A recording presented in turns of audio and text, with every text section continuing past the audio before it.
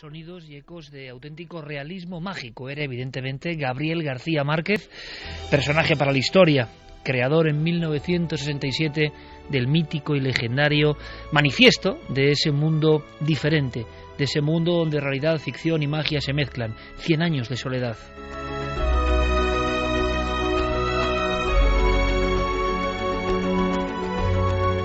Pero, como siempre, pienso que Milenio 3 tiene que ofrecer otras perspectivas. Nuestro compañero Diego Marañón rescataba de los viejos archivos este par de pinceladas donde Gabriel García Márquez hablaba de su creencia absoluta en los augures, en la magia, en la mala suerte, en los gafes. Lo vamos a descubrir, aunque sea en pinceladas breves, porque todo el mundo se ha contado lo que es necesario, lo que hay que saber en torno al hombre que recibió el Premio Nobel en 1982. Pero ¿y la conexión, me pregunto yo, de García Márquez con el misterio?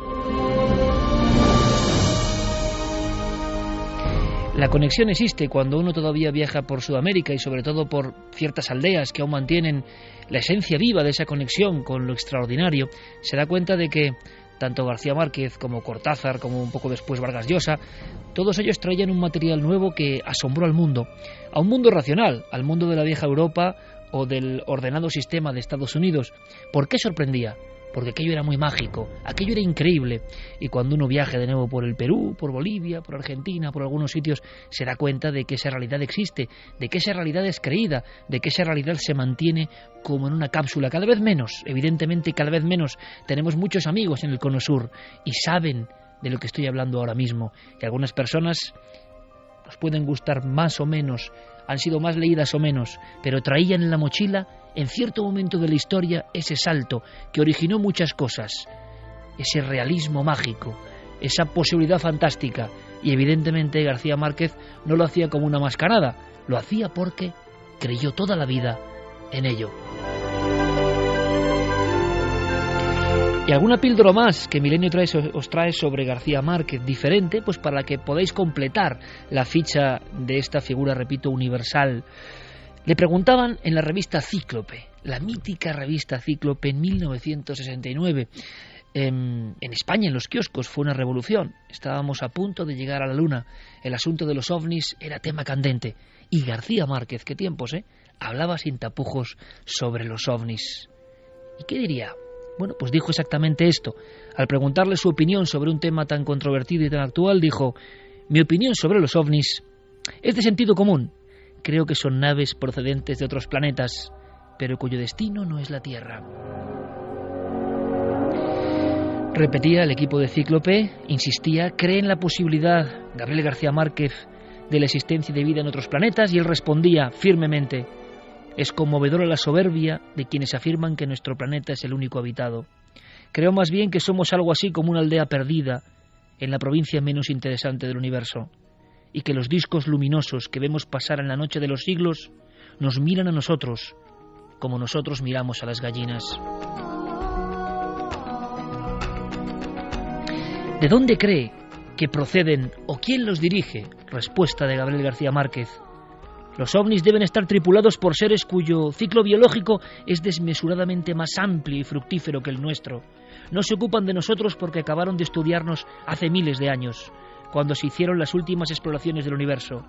Y no solo saben de nosotros mucho más que nosotros mismos, sino que conocen inclusive nuestro destino.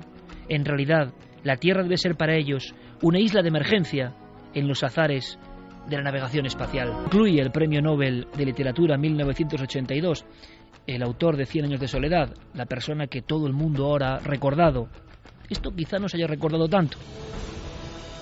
Concluye diciendo: seguiremos viendo con la boca abierta esos discos luminosos que ya eran familiares en las noches de la Biblia, y seguiremos negando su existencia, aunque sus tripulantes se sienten a almorzar con nosotros, como ocurrió tantas veces en el pasado, porque somos los habitantes del planeta más provinciano, reaccionario y atrasado de todo el universo.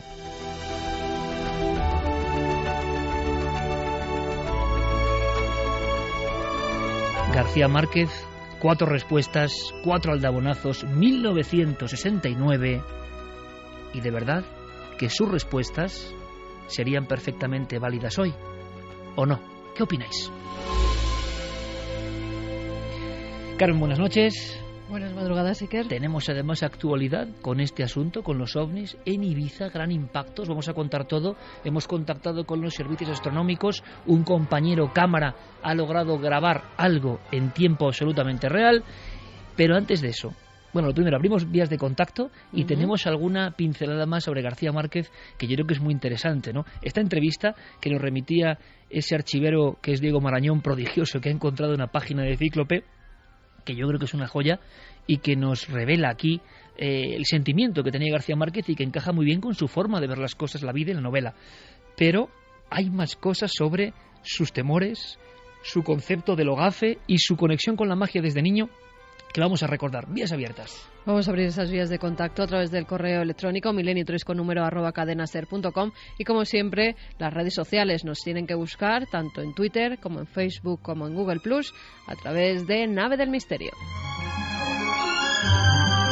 1:41 estamos todos, el comandante Geray Martínez en los mandos, Fermín Agustí, Guillermo León, Diego Marañón, todos preparados. Don Santiago Camacho, buenas noches. Buenas noches, Iker. Vamos a marcharnos luego a un lugar muy de realismo mágico y que sería, yo no sé, ¿no?, si otro Macondo de García Márquez, pero parecido. Pues sí, imagínate los ingredientes de la historia. Un lugar mágico, más bien maldito, al menos desde la época de sus primeros pobladores, los indios, un lugar donde prácticamente ha sucedido casi toda la fenomenología paranormal conocida, un millonario excéntrico, viajes espaciales, la NASA, en fin, todo eso metido en una coctelera, a ver lo que sale. Campos, compañero, buenas noches. Muy buenas noches, Iker. Y viajaremos por la España insólita con varios fragmentos interesantísimos, incluso que tienen que ver con procesiones que esta misma noche habrán provocado cierta sorpresa. Es decir, no son las procesiones más mediáticas, no son muy conocidas, pero yo creo que van a asombrarnos de verdad. Van a asombrarnos porque son historias conectadas con el misterio más absoluto. Pero antes, esas breves reseñas sobre García Márquez que os van a sorprender. Y descendemos para conocer otra historia. Por ejemplo, la de este hombre que desde muy pequeño, tuvo esa posibilidad de escuchar los viejos cuentos, las viejas historias, las viejas realidades, pero además transmitidas por alguien muy especial. Por una de sus abuelas, se llamaba Tranquilina Iguarán, y era una persona que tenía ciertos problemas de visión, era casi ciega, y a ella le llegaban las historias de esa pequeña localidad de Aracataca, en Colombia, pues a través de lo que iban contando sus mayores. Y esto se lo transmitió a García Márquez. Le contaba historias de aparecidos, de fantasmas, de espíritus, de leyendas que corrían por la ciudad. Y esto se quedó también mucho en los padres de García Márquez, que fíjate, si vemos cómo va a recoger el Nobel, él va con un traje de lino blanco que se llamaba liquiliqui. No fue nunca vestido de negro porque ya desde la infancia sabía que si se vestía de negro, la muerte podía acechar a uno de sus familiares. Wow, ahora que lo pienso, menos mal que me he cambiado de traje en Cuarto Milenio, que he hecho 3 o 4 temporadas de negro. Pero en eso creían. Esa era una tradición, sí, es una localidad, además, Aracataca, con gran número de supersticiones, de leyendas. Otra de ellas era, y lo siguen comentando, que Gabriel García Márquez no volvió a ir nunca a su localidad natal porque creían que así recogía sus pasos. ¿Y qué quiere decir recogía sus pasos? Pues allí hay una tradición que dice que si tú vas a tu lugar de nacimiento, donde vas a visitar la casa donde naciste, donde creciste, el colegio, tus antiguos amigos, estás en cierta forma atrayendo a la muerte. Estás recordando todo eso para irte a otro lugar.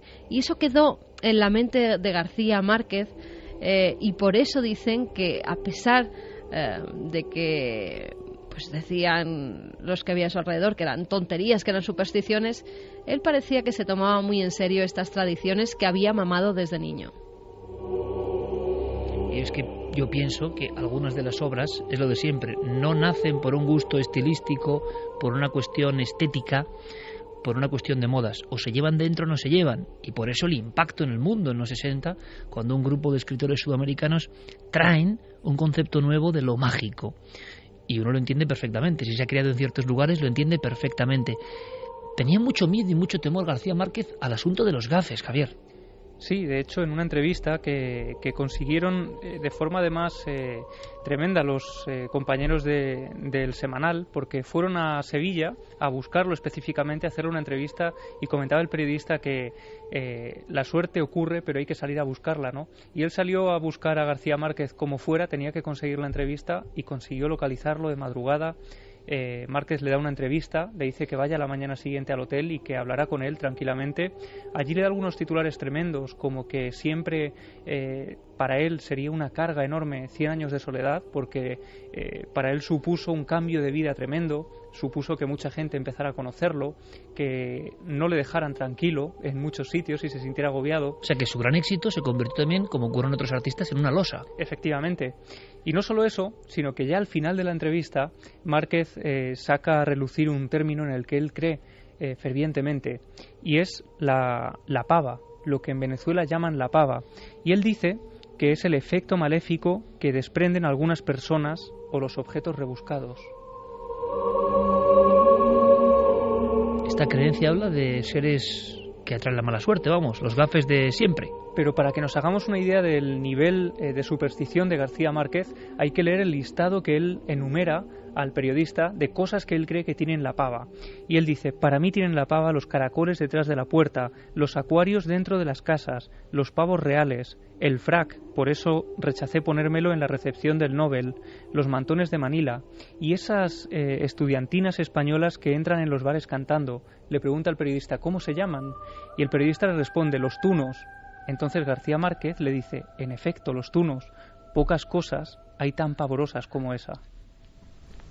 Desde luego que es sorprendente que García Márquez, claro, uno se puede preguntar, Santiago, ¿está hablando en clave de novela?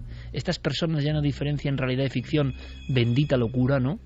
Vagan en un estado que no es ni la cordura ni la locura, sino el intermedio de ambos, y cuentan cosas de verdad. Yo creo que sí, porque él llevó a rajatabla la historia de ciertas coordenadas absolutamente gráficas en el aspecto de no mirar horóscopos, hacer mucho caso de los augurios y de las señales. Son personas que hacían mucho caso de esas señales que hoy se han olvidado prácticamente. Claro, yo es que siempre he creído respecto a García Márquez que esa etiqueta de realismo mágico es un poco superflua. Lo de Márquez es realismo a secas. Lo que pasa es que García Márquez incorpora la parte mágica que está en la realidad cotidiana de todos nosotros, lo queramos admitir o no, y tiene los redaños de incorporarla a su realismo y hacerla más real que la de los presuntos autores realistas, que siempre se ciñen a la parte más que realista, materialista de la realidad. Con lo cual, evidentemente, yo creo que en esa entrevista está siendo sincero, está siendo más que sincero, está siendo consecuente. Bueno, pues hemos conocido un poco más de Gabriel García Márquez y tenemos esa píldora para que vosotros nunca olvidéis que, a pesar de que se repitan las mismas consignas importantísimas, claro, biográficas, literarias, sociológicas, de números, porque ahora todo se mide con los números, hay un García Márquez oculto. Como todos los genios de la historia tienen ese lado, sobre todo los artistas, ¿no?, de conexión con lo innombrable, con lo extraordinario, con la realidad oculta, la realidad velada, y García Márquez la verdad es que lo dejó bien claro en entrevistas y en declaraciones como las que hemos rescatado. Los ovnis le interesaban y estaba convencido, repetimos, convencido no de un fenómeno, como podemos pensar hoy nosotros, sino de la existencia de naves interplanetarias. Bueno, pues yo no sé si nave interplanetaria o no, pero algo ha cruzado el cielo de Ibiza. Es un caso recientísimo, hay grabaciones, hay observación desde seguimiento astronómico, se habla incluso de la posibilidad de un misil, cosa que da más miedo que un ovni. Vamos a contarlo todo. Geray, compañero, nos marchamos al mundo de lo cósmico. Suena Equinox, Jean-Michel Jarre, y nosotros nos marchamos a un punto concreto de la isla de Ibiza. ¿Qué ha pasado? Pues tenemos que ir hasta este miércoles pasado, 17:45 horas, todavía de día, y mucha gente puede ver cómo el cielo lo atraviesa una especie de estela blanca. Parece que es un objeto, en un principio se puede pensar que es un meteorito.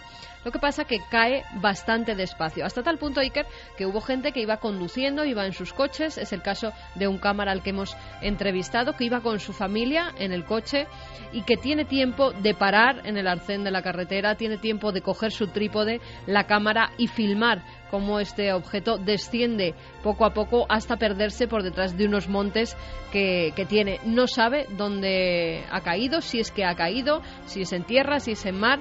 Lo que sí se sabe es que hay una filmación de 2,46 minutos y segundos, y que en esa filmación pues se pueden sacar algunas conclusiones, no todas, Iker, porque hemos hablado también con expertos y a día de hoy no se sabe muy bien qué es lo que ha atravesado el cielo de Ibiza. Lo que hacemos de inmediato es pedir vuestra colaboración a través de Nave del Misterio, redes sociales, milenio3con número @cadenaser.com, o también navedelmisterio.com o ikerfamilias.com, nuestras web de siempre, para cualquier tipo de información, porque será bueno tener más datos. ¿Escuchamos este cámara? Nos paramos en un cruce, monté trípode, monté cámara y me puse a grabar toda la secuencia de caída del aparato cayendo del cielo. Era, bueno, pues una especie de aparato bastante grueso, no, por eso se diferenciaba de un avión, era como muy grueso, era muy ancho. La estela que dejaba era muy ancha, le movía el efecto cuando los aparatos rompen el sonido, entonces tenía este aura de cortar el sonido, cortar el aire, tenía una especie de envoltorio por arriba, ¿no? Y parecía, la verdad que parecía que venía desde el espacio. Lo que está claro es que a él le parece algo que no es natural. Y cuidado, que vienen dos testimonios que os van a sorprender de especialistas de la astronomía. Enseguida en toda la isla un revuelo, un run run, imaginaos ahora además con las redes sociales, al minuto todo el mundo sabe lo que ha ocurrido, las posibilidades recorren toda esa maravillosa isla. ¿Y qué ocurre? Pues ocurre que empiezan a descartarse posibilidades y vamos yendo hacia el misterio, porque el segundo protagonista que hemos entrevistado yo creo que es sorprendente lo que dice. Vamos allá. Hemos podido hablar con miembros de la agrupación astronómica de Ibiza. El primero de ellos es Bernabé Linero, que en un primer momento, como suele ocurrir, piensan que puede tratarse de un meteorito, algo que baja a una cierta velocidad y que parece que hace una trayectoria que puede ser un meteorito. Pero ellos mismos, después de ver las imágenes grabadas por Eduardo, se dan cuenta de que es algo más extraño. Las grabaciones no son, digamos que no da lugar para tener a ciencia cierta una resolución sobre lo que se filmó. Yo, bajo mi punto de vista, es un objeto artificial, es decir, no es un meteorito que esté entrando en la atmósfera. Yo, bajo mi idea, una de dos, o ese reingreso de basura espacial, es decir, de lo que sería, por ejemplo, un segmento de cohete que haya reentrado en la atmósfera después de un lanzamiento o después de varios meses, porque hay algún tipo de cohete que en su fase final se queda en órbita y no cae a la Tierra hasta que no pasa una serie de semanas o incluso hasta de meses. O bien puede ser también un cohete pero terrestre, es decir, que haya sido un lanzamiento de un cohete pues o de tipo militar, o bien una fase final, por ejemplo, de una Soyuz, por decir un ejemplo.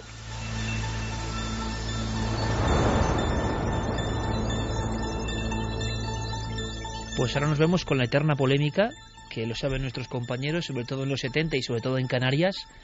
Hubo esa dicotomía permanente, casos muy espectaculares vistos desde todo el archipiélago y la gran duda, como el del 5 de marzo del 79, u otros de si eso era un artefacto desconocido o era un misil. Claro, un misil descontrolado sobre la isla de Ibiza, o que se ve desde Ibiza, suena sorprendente, y muchas veces incluso las propias autoridades dan la impresión de que les interesa que se hable más de ovnis que de misiles. Pero 59 minutos es la última hora del tema ovni que tanto interesaba a Gabriel García Márquez en España. Compañeros, yo creo que como siempre tendremos la misma cara de incredulidad en el sentido de que no saber qué ha pasado, y como ocurriese en 2004 con el misil ovni, entre comillas, que atravesó parte de España y de Portugal, al final nadie va a decir nada, y creo que al final, repito, se queda todo en agua de borraja. Lo del zigzag da que pensar, ¿no? Hombre, en este preciso año, desde febrero, hay una circunstancia añadida, que es que nuestro país ha sido incluida en el paraguas del escudo antimisiles de la OTAN, y estas cosas se prueban. aunque no se diga públicamente, aunque no salgan los periódicos, aunque no se hagan notificaciones, evidentemente cuando se implementa un sistema tan complejo como es el sistema Aegis, que básicamente es una coordinación entre buques de tierra, misiles, antimisiles y satélites que vigilan el espacio, todo ello coordinado, pues esto se tiene que calibrar, esto se tiene que probar, y a mí personalmente no me extrañaría que fuera un disparo de prueba del escudo antimisiles. Y llegado este momento, las 2 en punto, vamos a romper radicalmente la noche con una sorpresa, ¿os parece? Porque estamos metidos en esta órbita cósmica, nuestra obligación es la información, y ha habido 2 noticias de impacto, una la muerte de Gabriel García Márquez, evidentemente, y otra este suceso, uno más, uno de los muchos, pero que nosotros creemos, nos debemos a vuestra buena información, que tenemos que dar con todos los datos, hablando con los protagonistas, pero, y sin previo aviso prácticamente, vamos a marcharnos a unas palabras, a una terminología que a mí me gusta mucho, la dramatización. Y sí, porque aquí todo es historia. Hay muy poco de ficción en esta recreación o en esta dramatización, y por eso quizá puede impresionar más. Verano de 1992, en una aldea de La Coruña, ocurrió esto.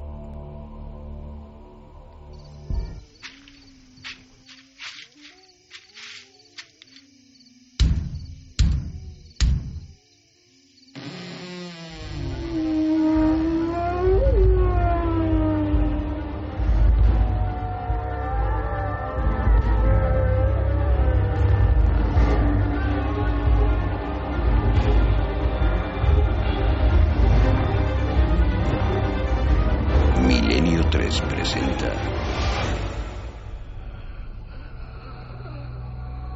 Ojos de Fuego.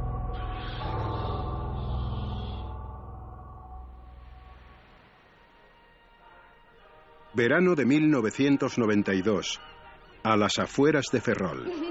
Venga, Daniel, no seas terco. En 5 minutos te quiero ver en la ducha. Tienes arena hasta en las orejas. Y deja en paz a tu hermana. Ay, Carlos, haz el favor de poner orden. No volvemos a la playa, ¿eh? Pero si yo no estoy haciendo nada. Es este pesado. ¡Quita! Venga, ya está bien. Lucía, saca la bolsa y las palas a la terraza. ¿Y tu enano? ¿Haz caso a tu madre o me enfado? El pequeño Daniel fijó su mirada en los ojos de su padre durante unos segundos. Inmediatamente esbozó una sonrisa pícara y echó a correr por el pasillo. Lucía, vete detrás de tu hermano y asegúrate de que se mete en la ducha, ¿vale? Vale, mamá. Estoy agotada. Yo no sé de dónde sacan tanta energía estos dos. Sobre todo Lucía. Con lo mal que duerme últimamente, debería estar a medio gas. Y no hay quien le siga el ritmo. Bueno, mujer, si no corren ahora, ¿ya me dirás tú? Al que he visto mucho mejor es a José. Cuando me dijiste que había mejorado de sus nervios, no pensé que... Bueno, algo más que nervios debía tener. ¿Cómo? No te he oído. Que sí, que digo que está mucho mejor. No parece el mismo. José no solo era un compañero de trabajo de Carlos. La amistad forjada a lo largo de los años había hecho que fuese elegido por el matrimonio como el padrino de la pequeña Lucía. Sin embargo, hacía varios meses que su comportamiento había cambiado de forma extraña y repentina. ¿Pero qué le pasó exactamente? Y qué sé yo, pues debió ser aquella novia que tuvo un tiempo. Me contó no sé qué cosas de magia negra, amarres, pero ni sé más ni quiero saberlo. Ya sabes que no me gustan estas cosas. Bueno, yo solo digo que ahora parece estar mucho mejor. Con ayuda se sale de todo, mujer. ¿Ha ido al psicólogo o qué? José no es un hombre de psicólogos. ¿Pero entonces? ¡Mamá! ¡Daniel no se quiere duchar! Carlos se sintió aliviado ante la repentina interrupción de la pequeña. Mientras su esposa se encaminaba hacia el cuarto de baño, se sentó durante varios minutos en el sillón de la sala, pensativo, con la mirada perdida, como si una pesada bruma inundase su mente. Venga, y ahora a dormir. Lucía, tómate esta infusión y a ver si por fin duermes una noche del tirón. Y tú, como le quites el peluche a tu hermana, te enteras. Dani no me lo quita, mamá. Soy yo la que se lo tira cuando me despierta. ¿Quién te despierta, cariño? Kobe se vuelve distinto. ¿Qué tonterías dices? ¿Cómo te va a despertar Kobe? Sí que me despierta. Se le encienden los ojos y se enfada. Hace... ¡Oh! ¡Ay, Lucía! Estoy muy cansada para esto, cariño. Venga, aparta la colcha si tienes calor y a dormir. Venga, dadme un beso los dos y hasta mañana. Buenas noches.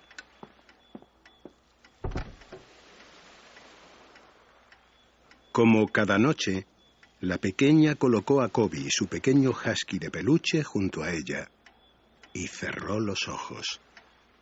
El sueño apenas tardó unos minutos en llegar.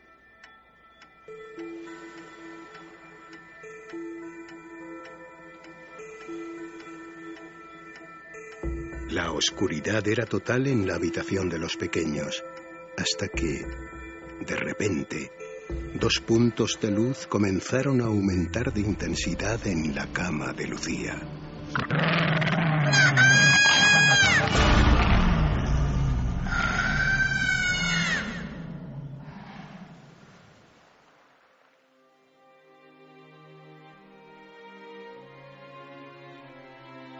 Con el paso de los días, aquellas terribles escenas se fueron haciendo más y más habituales. A pesar de consultar los extraños episodios con varios médicos, la situación se había tornado en insostenible, y la preocupación por aquellos aparentes terrores nocturnos se había instalado de forma permanente en el rostro de Carlos. ¿Qué te pasa, hombre? ¿Sigue la cría con nervios? Sí. Oye, José, te tengo que preguntar. Aquello que me contaste, la mujer aquella que te ayudó cuando lo del mal de ojo. Mercedes. Se llama Mercedes. Vive en una aldea a 40 minutos de aquí. Pero dime una cosa. ¿De verdad te curó? No sé lo que hizo o lo que dejó de hacer, Carlos. Pero mírame. Y acuérdate de cómo estaba antes. Yo no quiero ni recordarlo.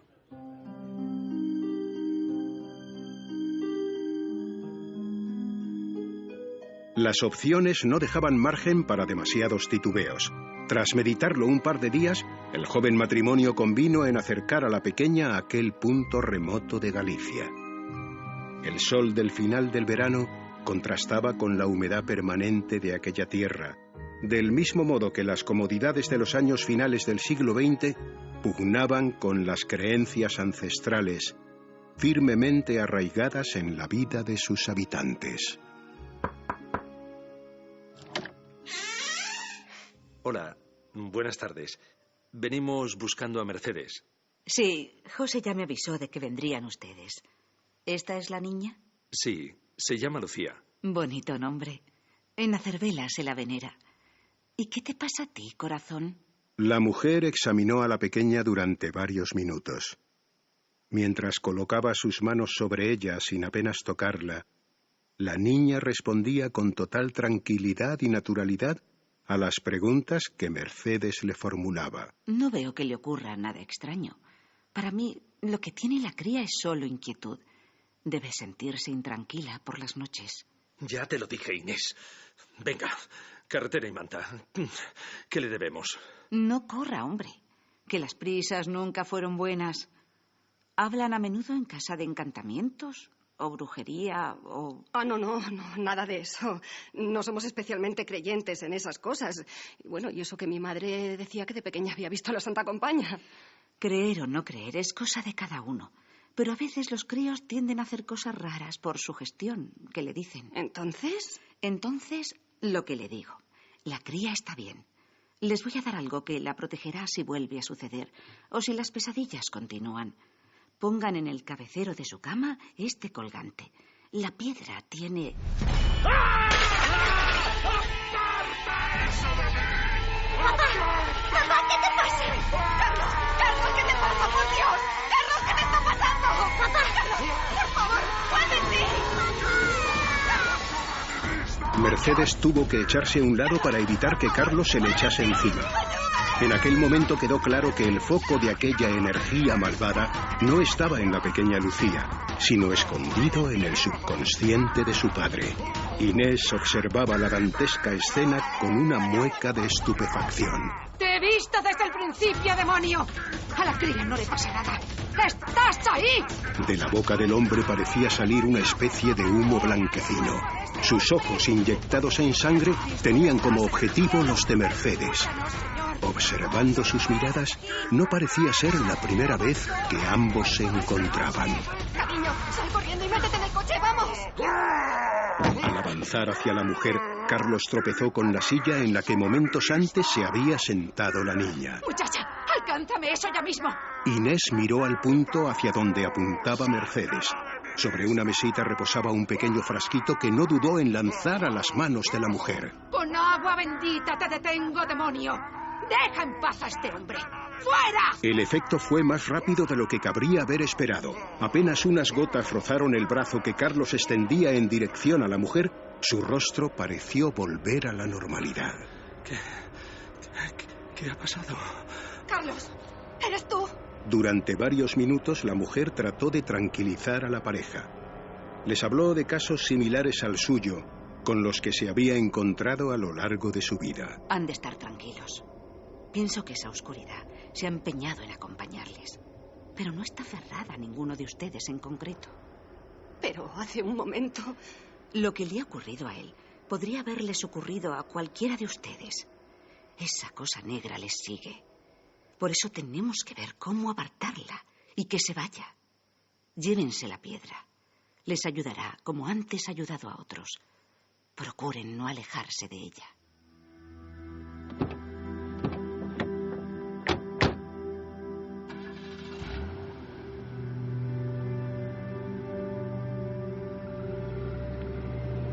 La noche les sorprendió casi sin darse cuenta. El último sol del verano dio paso a una enorme luna llena que, como un faro, iluminaba la carretera que se extendía frente a ellos. Tras recoger al pequeño Daniel en casa de sus abuelos, la familia al completo regresó a su humilde apartamento. Ninguno de ellos tenía el más mínimo apetito, a pesar de lo cual procuraron alargar todo lo posible el tiempo dedicado a la cena.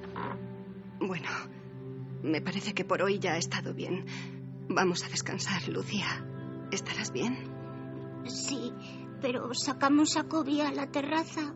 Me parece muy bien, cariño.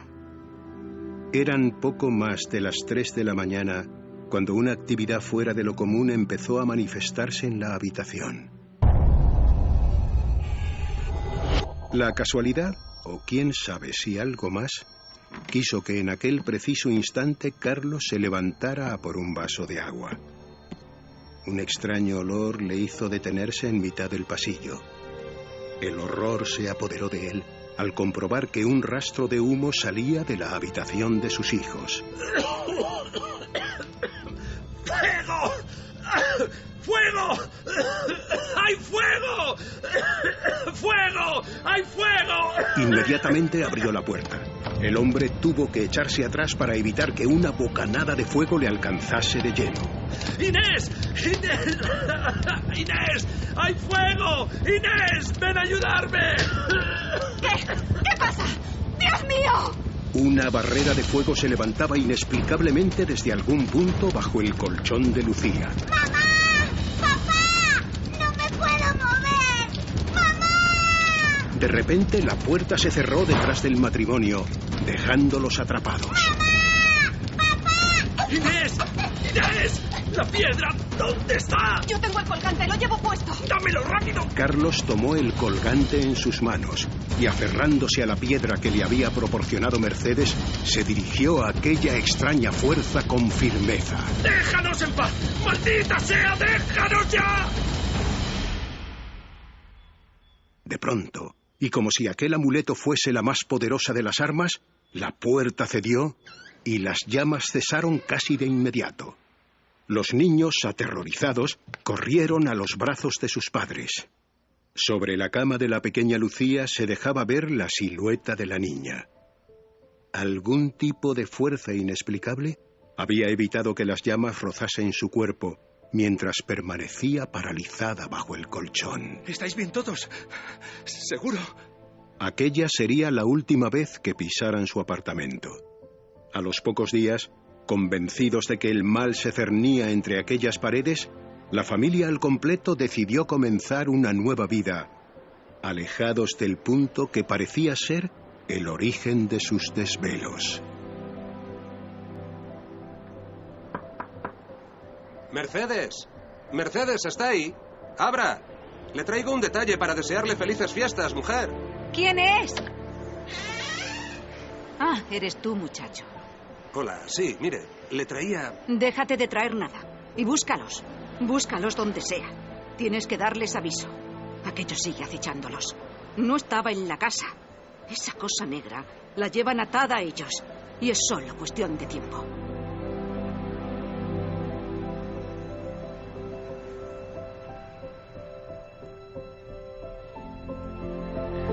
Así ha acabado esta historia, una historia de magia negra, una historia que al parecer, por lo que hemos podido investigar, tenía que ver con personas relacionadas con la familia, supuestos trabajos, amarres y un increciendo de fenómenos que al final acabaron pues centrados en los más inocentes o en las personas más puras, se podría decir, de esa familia. Asegura el protagonista de esta historia, siempre según su testimonio, que observa una efigie, una figura, algo muy delgado, casi flamígero, algo que no está conformado del todo y que él interpreta como una sombra de un muerto, una sombra de un demonio, una sombra de algo que está casi riéndose de su propia familia.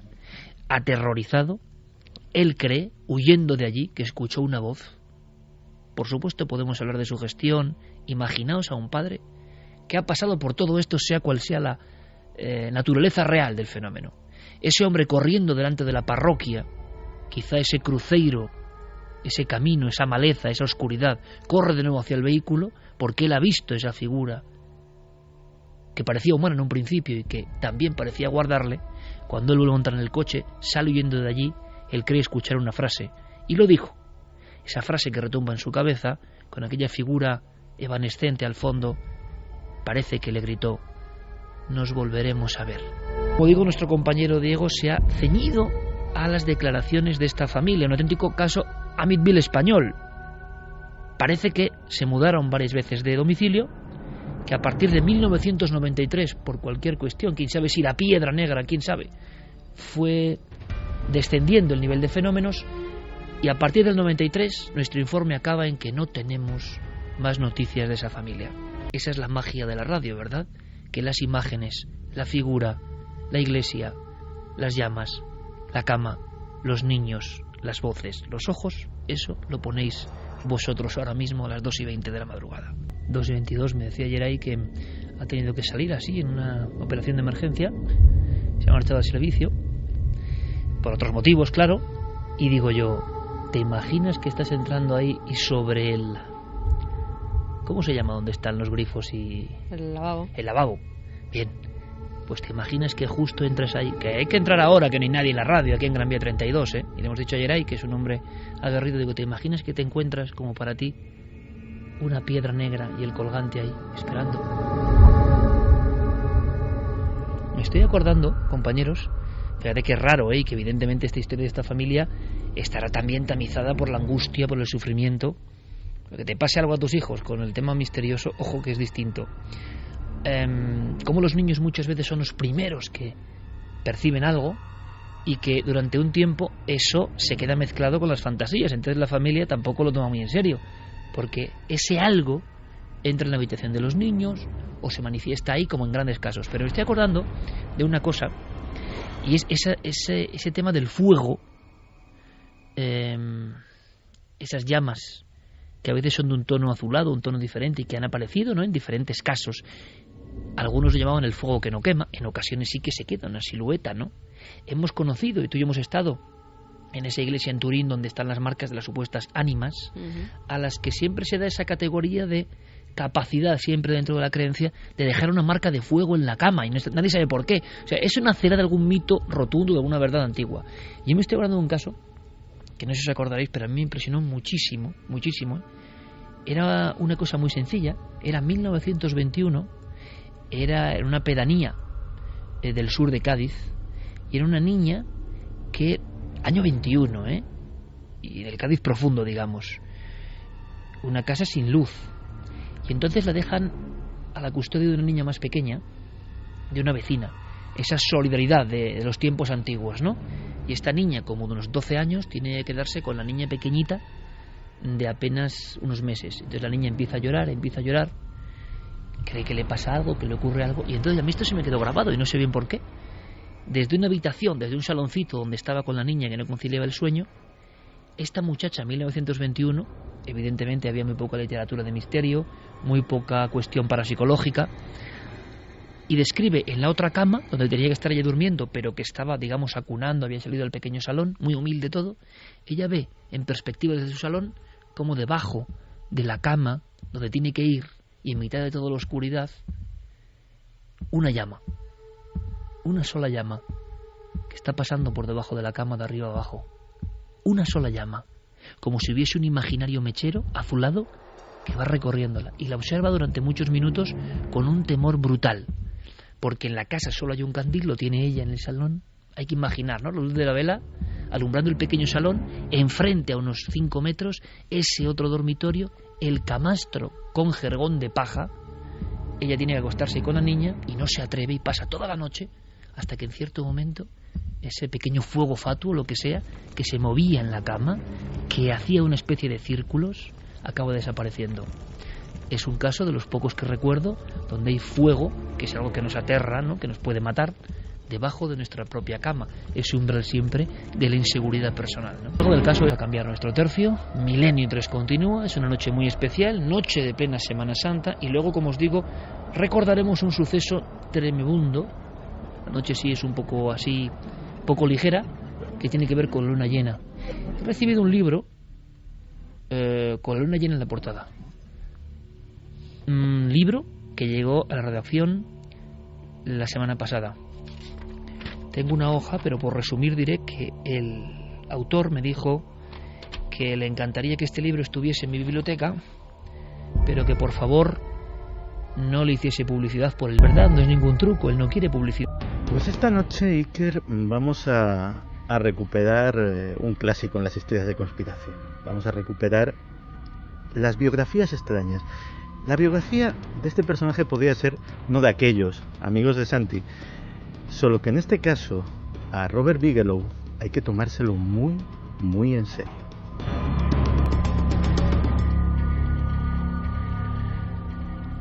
En 1945, en Las Vegas, nació un chaval que se llamaba Robert Bigelow. Él creció viendo cómo aquella ciudad que no era nada se convertía poco a poco en lo que hoy en día conocemos como la meca del juego, del turismo, de la diversión. Era un chaval muy listo y vio cómo, por ejemplo, mientras se iban construyendo cantidad de casinos lujosos, de hoteles gigantescos, etcétera, etcétera, había muchos trabajadores eventuales, buscavidas, viajeros sin demasiados recursos, que también necesitaban dónde alojarse. Y dijo, ¿por qué no me dedico a construir moteles baratos? Pues bien, con esa idea sencilla, con unos pocos dólares, un crédito y muchísima capacidad de emprender, Robert Bigelow construyó la mayor cadena de alojamientos baratos de los Estados Unidos. Se hizo con miles de millones de dólares. Tiene miles de propiedades inmobiliarias en todo el país. Es un hombre extremadamente rico. Un hombre que un día, un suceso inesperado, le cambió la vida.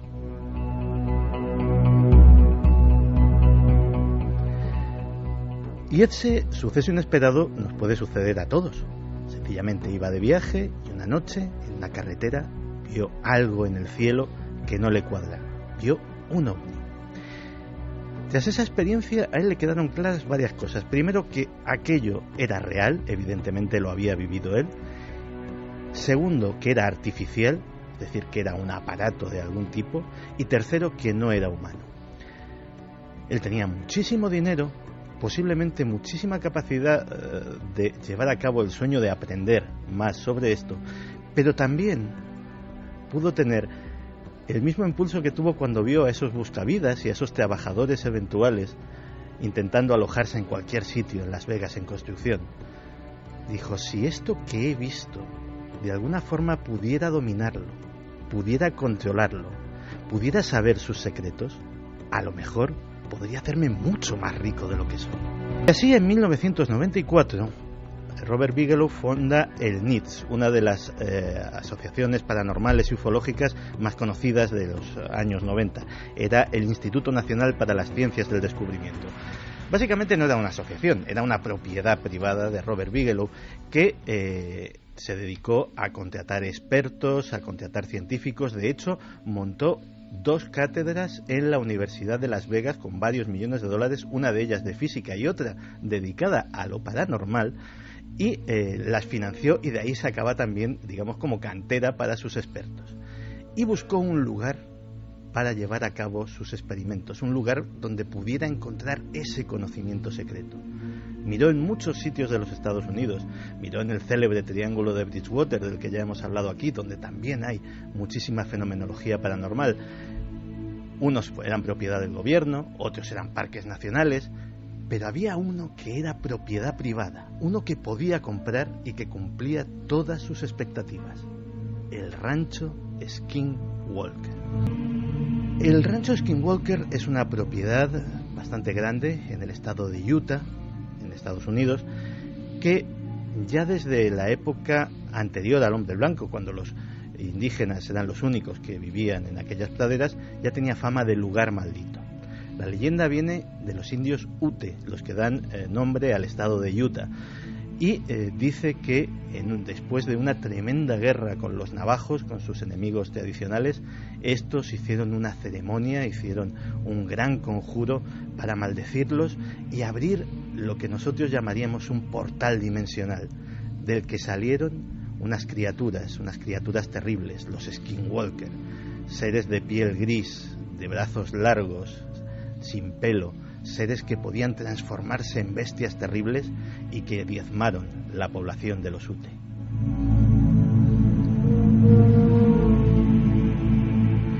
Y lo cierto es que los Ute abandonaron aquellas tierras y la zona quedó marcada como maldita. Ello no impidió que poco antes de que la propiedad fuera comprada por Bigelow, una pareja, Tom Gorman y su esposa, pues decidieron comprar el rancho para explotarlo como una explotación, como una granja cualquiera. Ya les habían avisado de que el sitio era raro, de que la gente no duraba mucho allí. Ya sabes, la típica historia de Amityville y de tantos otros sitios que la gente pues no sabe realmente dónde se está metiendo. Una de las primeras cosas que les llamó la atención a aquella pareja, a los Gorman, fue que cuando fueron viendo lo que había en la casa, que apenas había unos pocos muebles, era una propiedad, una granja típica estadounidense, pero había armarios empotrados. Lo extraño era que esos armarios tenían todos un cerrojo, pero el cerrojo estaba por dentro. Parecían armarios diseñados para esconderse, para que si algo hostil, evidentemente, entraba en la casa, no pudiera penetrar en esos armarios y los que llegasen pues pudieran estar al menos en ese reducido rincón. Ni que decir tiene que los Gorman no duraron mucho. Sufrieron toda clase de actividad poltergeist, objetos que se movían, ruidos subterráneos dentro de la propiedad, mutilaciones en su ganado, animales carbonizados, los perros, por ejemplo, por unas luces pequeñas que se desplazaban por toda la finca y que al parecer atacaban a los animales. La verdad es que todo esto fue un imán para que Robert Bigelow comprase el lugar y viese qué había de cierto en lo de la puerta dimensional. Así que cogió a la flor y nata de su recién fundado NITS y se encerraron allí. No solamente se encerraron, convirtieron el sitio en un fortín inexpugnable. Alambres de espinos, cámaras, guardias armados, absolutamente todas las medidas de seguridad que asociamos con otro lugar mítico, con el Área 51.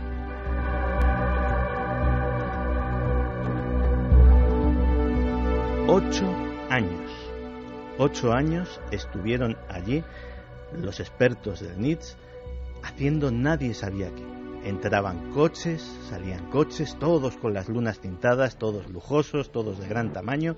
Nadie sabía lo que transportaban, nadie sabía lo que sacaban. Lo que sí sabían los lugareños es que en el lugar seguían pasando cosas, porque las luces seguían viéndose, los triángulos voladores seguían apareciendo, Es decir, desde fuera se podía seguir percibiendo esa actividad extraña, esa actividad ovni que también había sido presente en el lugar durante muchísimo tiempo. Y un buen día, 8 años después, Robert Bigelow desmonta el NIDS.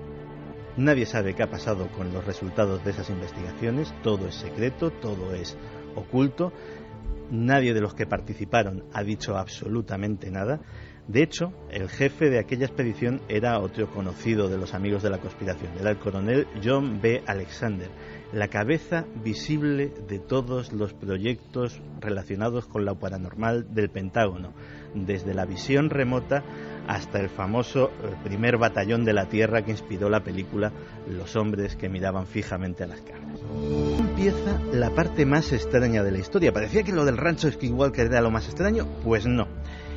Resulta que este empresario hotelero multimillonario decide dedicarse prácticamente de forma simultánea al cierre de su investigación en el rancho Skinwalker, decide dedicarse a la industria aeroespacial y monta una empresa que es Bigelow Aerospace, que tiene un curioso logo. El logo es la cabeza de un alienígena.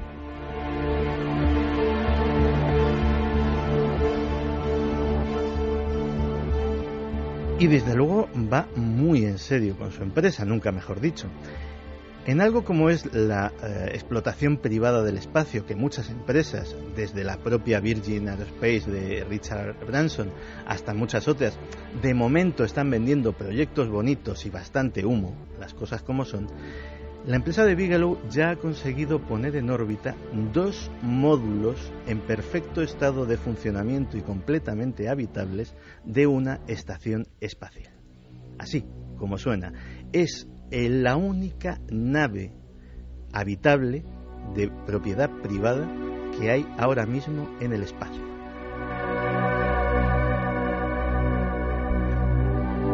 Y allí está, mandando datos, completamente deshabitada, al menos eso es lo que nos dicen, y en teoría es un prototipo para demostrar que su proyecto de crear una estación espacial habitable es completamente posible. Es más, o sea, no es una cosa posible en el papel, oiga, es que yo la he puesto ahí, me falta poner la gente, nada más. O sea, eso tal como está ahora mismo, pueden llegar unos astronautas y habitarlo, hasta el punto de que la propia NASA se ha quedado convencida con este proyecto y ya le ha contratado para las obras de ampliación, para las reformas de la Estación Espacial Internacional. Se le van a añadir una serie de módulos que van a estar fabricados exactamente igual que el Génesis 1 y Génesis 2, que es los que colocó él en el espacio, pues van a estar fabricados por la empresa de Bigelow.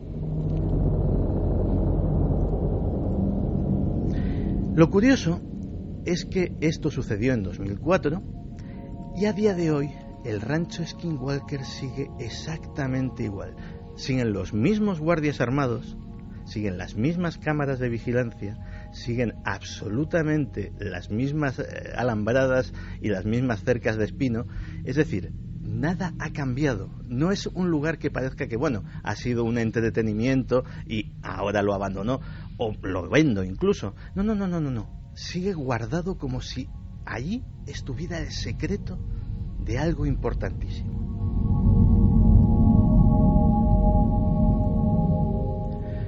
¿Hay más? Pues sí, hay más. Resulta que en 2010, y esto es absolutamente inexplicable, y he tenido que confirmarlo, reconfirmarlo y recontrastarlo porque yo no me lo creía, en 2010 una directiva de la Administración Federal de Transporte Aéreo dice lo siguiente, y traduzco del texto original. Dice: las personas que busquen reportar, que busquen informar sobre ovnis y fenómenos aéreos inexplicados deben contactar con Bigelow Aerospace Advanced Space Studies, y pone un número de teléfono y una dirección de email. Es decir, esta circular, que era para controladores aéreos, pilotos, etcétera, etcétera, dice que en vez de informar al gobierno de los Estados Unidos, hay que informar a esta empresa privada, que si nos vamos a su página web, es una empresa diferente de Bigelow Aerospace. Esta es Bigelow Aerospace Studios, su propósito es el siguiente, y es también traduzco del original. Es una compañía hermana de Bigelow Aerospace que se enfoca en la identificación, evaluación y adquisición de nuevas tecnologías en todo el mundo, especialmente relacionadas con las naves espaciales. Traducido al castellano Román Paladino. Básicamente es una empresa montada para hacer ingeniería inversa de naves espaciales que no sean terrestres. La tecnología inversa es una cosa tan vieja como el mundo. Por ejemplo, la industria emergente de Japón en los años 60 se montó en base a la tecnología inversa. Compraban aparatos, cámaras fotográficas, aparatos electrónicos, etcétera, etcétera, de países desarrollados en aquella época, los desmontaban, veían cómo funcionaba aquello y lo sacaban primero igual y luego incluso lo mejoraban. Pues básicamente se trata de hacer lo mismo, es decir, tienes un objeto que no sabes qué es, no sabes cómo funciona, no sabes para qué sirve, lo desmontas, ves cómo es cada pieza y cómo funciona e intentas reproducir uno exactamente igual y comprender con qué principios funciona. Es decir, estamos ante una empresa privada cuyo objetivo confesado, es decir, esto no me lo estoy inventando, se puede ir a internet, ver la página web y todo el mundo tan contento, es hacer ingeniería inversa de ovnis, así como suena.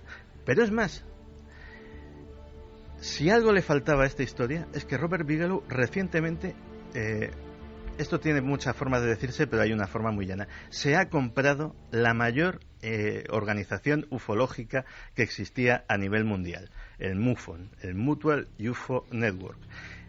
La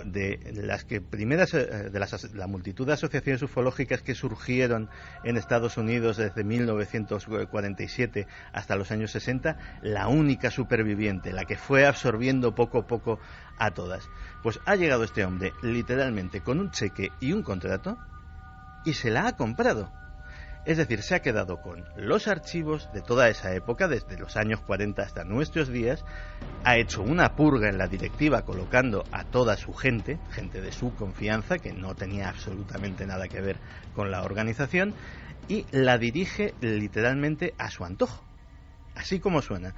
Parece ser que ha intentado mejorar los sistemas de investigación, ha creado lo que él denomina equipos de intervención rápida, que básicamente son equipos formados por científicos, técnicos y gente a la que paga dietas en los viajes de $100 al día, es decir, que están bien pagados, y que solamente intervienen en reportes en los que haya o bien avistamiento de humanoides o bien huellas físicas en el terreno o que se puedan apreciar.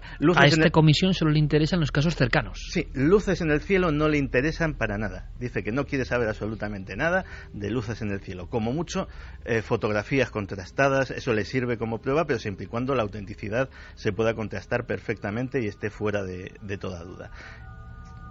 Es decir, está revolucionando el tema de la ufología y posiblemente estemos ante el primer caso de la historia de lo que podríamos llamar ufología comercial, pero no ufología comercial de yo estudio tal caso y hago un libro y más o menos saco algo de dinero. No, yo le quiero sacar a esto un rendimiento industrial de verdad. Así que, ¿en qué parará toda esta historia?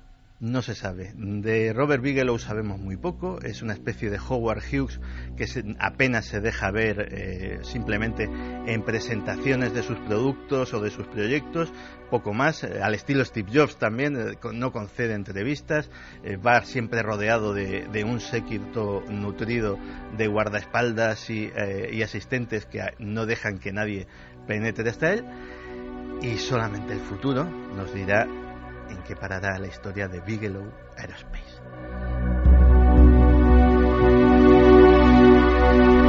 Amigos, con muchísimo menos hace una película, ¿eh?